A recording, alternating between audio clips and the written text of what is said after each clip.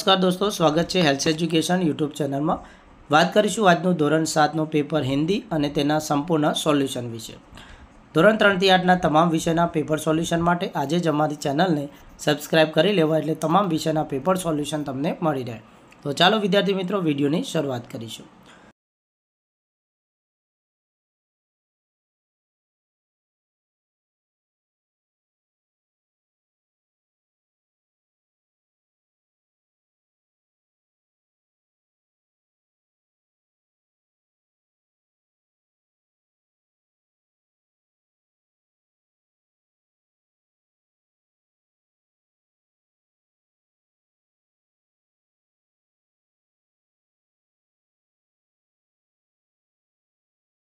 तो सबसे पहला है, आदमी सच्चा हीरा कैसे बनता है। तो आदमी सच्चा हीरा अपने अच्छे कर्मों से बनता है। जो इंसान ईमानदारी, सच्चाई और सेवा भावना से जीवन जीता है वही हीरा असली कहलाता है। सच्चा हीरा बनने के लिए व्यक्ति को स्वार्थ छोड़कर दूसरों की भलाई के लिए काम करना चाहिए। डॉक्टर कलाम ने ईमेल से हमें क्या सीख दी है। डॉक्टर कलाम ने ईमेल के माध्यम से यह सिखाया है कि कोई भी बच्चा छोटा नहीं होता, उसके विचारों और सवालों को गंभीरता से लेना चाहिए। उन्होंने ईमेल के जरिए बच्चों के सवाल का जवाब देकर यह भी बताया है कि तकनीक का सही उपयोग ज्ञान और प्रेरणा बांटने के लिए किया जा सकता है। उन्होंने हमें विनम्रता, समय की कद्र और सीखने सिखाने की भावना की सीख दी है। मृत्युदंड से पहले बालक ने कौन सी भीख मांगी। मृत्युदंड पाने वाले बालक ने जल्लाद से यह भीख मांगी कि जब उसे फांसी दी जाए तो उसकी आंखों पर पट्टी न बांधी जाए। वह निर्भीकता से मृत्यु का सामना करना चाहते हैं। यह भीख उसकी वीरता, आत्मसम्मान और देशभक्ति को दर्शाती है। दूसरे पहले प्रश्न का ब था, बेटी पढ़ लिख कर क्या करेगी। तो बेटी पढ़ लिख कर अपने जीवन में आत्मनिर्भर बनेगी। वह अपने अधिकारों को समझेगी, अपने भविष्य को संवारेगी और समाज में बराबरी का स्थान प्राप्त करेगी। वह अपने सपनों को पूरा करेगी और अपने माता पिता तथा देश का नाम रोशन करेगी। इस कविता में बेटी को पढ़ाने पर जोर दिया गया है ताकि वह किसी पर निर्भर न हो। धरती की शान काव्य में विविध क्षेत्रों में मनुष्य ने क्या क्या प्रगति की है। इस कविता में बताया गया है कि मनुष्य ने अपने परिश्रम से धरती को सुंदर और उपयोगी बनाया है। उसने खेती करके अनाज उगाया, विज्ञान और तकनीक से क्षेत्र में प्रगति की, भवन, सड़कें और पुल बनाए। उसने पहाड़ों को काटकर रास्ते बनाए, नदियों को नियंत्रित किया और जंगलों को साफ करके बस्तियां बसाई। इन सब कार्यों से यह साबित होता है कि मनुष्य ने हर क्षेत्र में अद्भुत प्रगति की है। मनुष्य अन्य जीवों से महान कैसे है। तो मनुष्य अन्य जीवों से महान इसीलिए है कि क्योंकि उसमें सोचने समझने की शक्ति होती है। वह अपने बुद्धि और श्रम से धरती को सुंदर बनाता है, जीवन को आसान बनाता है और समाज के लिए उपयोगी कार्य करता है। वह सिर्फ अपने के लिए नहीं, दूसरों की भलाई के लिए भी सोचता है। उसकी यही विशेषता उसे अन्य जीवों से श्रेष्ठ बनाती है। यह काव्य का जो भावार्थ है वह हम देखेंगे। इन पंक्तियों में कवि ने मनुष्य की शक्ति, आत्मबल और क्षमता की प्रशंसा की है। कवि कहता है कि यदि मनुष्य ठान ले तो वह पहाड़ों को भी तोड़ सकता है, नदियों की दिशा बदल सकता है, मिट्टी से अमृत निकल सकता है और धरती को आकाश से जोड़ सकता है। यह सब इसीलिए संभव है क्योंकि मनुष्य के भीतर आत्मा में भगवान का वास है। उसे ईश्वर के महान कार्य करने का वरदान है। उसके बाद हम अनुवाद देखेंगे। પરેશભાઈ ખેડૂત છે, તેમની પત્ની હિરલબહેન નર્સ છે। એક દિવસ વહેલી સવારે હિરલબહેનને જલ્દીમાં નળ નીચે એક માટલું મૂક્યું। પછી તેમણે નળ ચાલુ કર્યો અને રસોડામાં ચા બનાવવા ચાલ્યા ગયા। ચા બનાવ્યા પછી જ્યારે પાછા આવીને જોયું તો માટલું ખાલી હતું, તેમાં પાણી ન હતું। હિરલબહેન પોતાની જોઈને કહાની પૂર્ણ કરनी है एक समझदार बकरी। कहानी हमें पूर्ण करनी है एक समझदार बकरी। एक गांव में एक चरवाहा रहता था। वह रोज़ अपनी बकरियों को जंगल में चराने ले जाया करता। एक दिन वह हमेशा की तरह अपनी बकरी को चराने के लिए जंगल में ले गया। सभी बकरियां पास पास चर रही थी, लेकिन उनमें से एक बकरी धीरे धीरे चरते चरते जंगल में दूर निकल गई। उसी समय एक भेड़िया वहाँ आ गया। भेड़िया बहुत भूखा था। उसने सोचा कि वह अकेली बकरी को खा लेगा। वह धीरे धीरे बकरी के पास गया और बोला, अब मैं तुझे खा जाऊंगा। बकरी डर तो गई, लेकिन उसने समझदारी से काम लिया। वह बोली, ठीक है, लेकिन मरने से पहले मुझे एक आखिरी बार गाना गाने दो। भेड़िए ने सोचा कि चलो थोड़ा मज़ा ले लेते हैं, फिर खा लूँगा। बकरी जोर जोर से मैमे करने लगी। उसकी आवाज़ सुनकर चरवाहा चौकन्ना हो गया।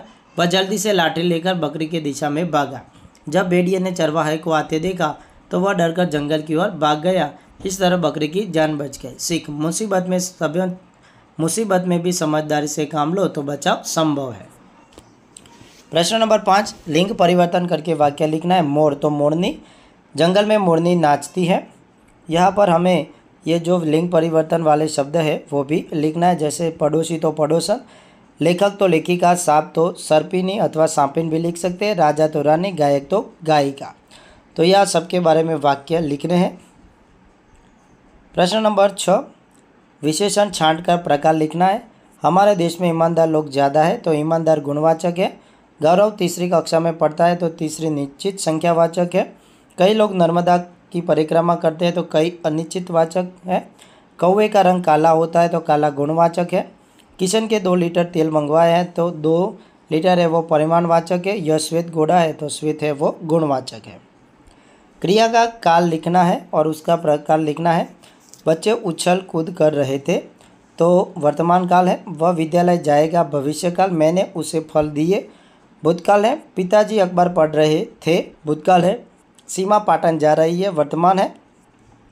लड़के शाम को खेलेंगे तो भविष्य में खेलेंगे।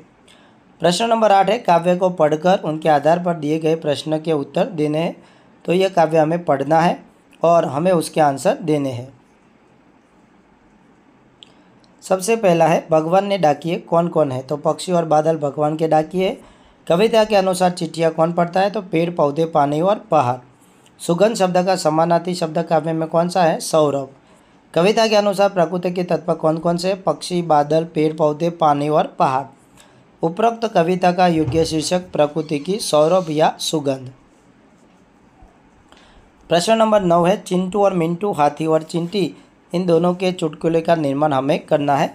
तो दोस्तों यहाँ पर हम देख सकते हैं दोनों के हमने यहाँ पर चुटकुले लिखे हैं, वो आपको लिख देने हैं। प्रश्न नंबर 10 है, नीचे गए भावपत्रक पर आधार पर प्रश्न हमें लिखने हैं। यहाँ पर 3 सुधार करने हैं, वो हमने सुधार कर लिया है। उसके आधार पर हम प्रश्न लिखेंगे। यहाँ पर जो लिखा है वो थोड़ा रॉन्ग है, सही नहीं है। तो सबसे पहला प्रश्न है, इस बिल में कौन कौन सी चीज़ें, चावल, आटा, दाल, तेल और चीनी, 5 चीज़ें हैं। दुकान का नाम क्या है। तो उमिया किराना स्टोर।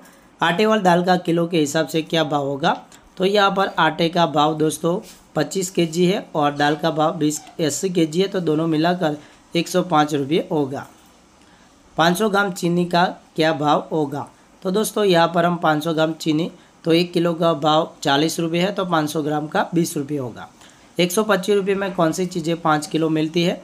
तो दोस्तों यहाँ पर आटा जिसका भाव 25 रुपये है, तो 125 रुपये में 5 किलो मिलेंगे। 2 किलो तेल का भाव क्या होगा। तो दोस्तों ये हम तेल का भाव देखेंगे तो 200 रुपये है, तो 2 किलो का 400 रुपये होगा। बिल किसके नाम का है। तो यहाँ पर हम दोस्तों देख सकते हैं संजय कुमार पाटन के नाम से बिल है। यह दूसरा कोष्टक दिया है समय सारणी, उसके आधार पर हमें आंसर देने हैं। कौन से दिन भाषा के 3 से ज़्यादा तास है। गुरुवार को। छात्रों में कौन कौन से दिन अंग्रेजी तास नहीं। मंगलवार और बुधवार। इस समय सारणी में भाषा के कुल के मिलाकर कितने तास है। तो दोस्तों हम भाषा के यहाँ पर तास देंगे, यहाँ पर थोड़ा हमने रॉन्ग लिख दिया है। भाषा के कुल मिलाकर 11 तास है। बुधवार को विश्रांति के बाद कौन से विषय का है। तो विज्ञान का है। समय सारणी में सबसे ज़्यादा और सबसे कम किसके विषय के तास है। तो चित्रकला, पुस्तकालय और संस्कृत के 1 बार है और गुजराती, गणित और विज्ञान के सबसे ज़्यादा 5 बार है। चित्रकला का तास कौन से दिन है। तो मंगलवार को। शासी का तास कौन कौन से दिन है। तो 2 दिन है, मंगलवार और शुक्रवार को। दिए गए विषय पर पत्र लिखन करना है। प्रवास का महत्व और स्वच्छता का महत्व। तो दोस्तों हम दोनों विषय के बारे में पत्र लेखन देखेंगे। आपको किसी एक विषय पर पत्र लेखन करना है। आपको अपने मित्र का नाम लिखना है, उसके बाद आपको उद्बोधन लिखना है, उसके बाद स्वच्छता के बारे में बताना है और लास्ट में आपका नाम लिखना है।